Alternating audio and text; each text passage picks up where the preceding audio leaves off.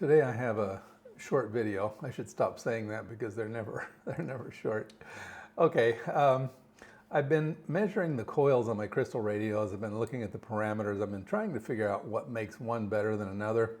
And so all I've got today is this one chart to show you. I've got samples of each of the radios I'm going to talk about. They're numbered 1, 2, 3, 4, 5, 6, 7, 8. And down here they're numbered 1, 2, 3, 4, 5, 6, 7, 8, and these correspond to the picture up here. So what I did is I took each one of these and I measured at 100 kilohertz. I took the main coil, and actually I took both coils, the antenna coil and the tuned coil, and I did measurements on all those where they're applicable. And here they are. So this is the first one, is the inductance in microhenries of the antenna coil. So that would be this side.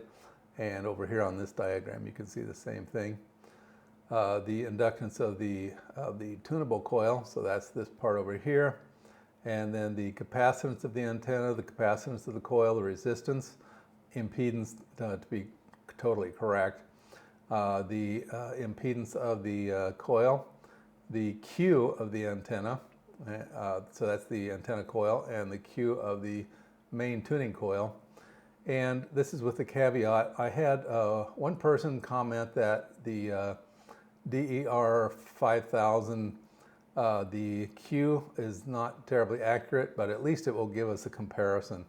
So we can compare one coil to another of the different styles of radios, variable cap if applicable, and then the length of the antenna, so that's this part right here as it says there, length of the main coil, which is there, the diameter of the coil, which is across that way, the squareness of the coil, so it's the ratio of length to diameter, length of this to that, then the turns of the antenna, the turns of the earphone, which is not as important because it's usually part of the tuner, and then the tuning coil length, or sorry, turns. So then we have the size of the wire and the American wire gauge that was used in that particular coil. So what I've been doing is I've just been trying to figure out what makes one more successful. Now I rank these in terms, this is kind of subjective, okay, but I rank them in terms of how well they worked. And my favorite is the dual wiper. It has the loudest sound and it's easiest to tune and all that. Best separation. So the two things are selectivity and sensitivity, and the dual wiper is the one that scores highest on both of those.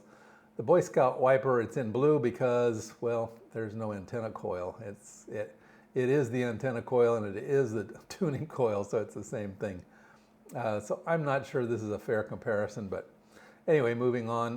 Then the one capacitor, so there's the capacitor there, the two capacitor here, the hoop, these coils were just tested in some of my videos just as raw coils. And so this is the blue straight wound, blue scatter wound, and then the space station radio, which I just recently completed. Yeah, so I'm going to let you guys take a look at this. Maybe you're going to see things I don't see. But just as a general comment, overall, the best radios have the highest Qs, which won't surprise some people. However, there are some exceptions, like this hoop is pretty good radio, but boy, the Q doesn't measure out very well. Also, the wire size is another thing that seems to correspond to a good radio, is bigger wire. And yeah, I've heard both of these things, and this seems to reinforce it. But again, I will let you guys look this over and tell me, in the comment section if you're seeing any other trends that I'm missing. But that was pretty much it for today. I just thought I'd toss this up, let you guys look at it, and yeah, please hit me with your conclusions, okay? Well, that was it. Hope you found this useful and interesting in your crystal radio experimentation.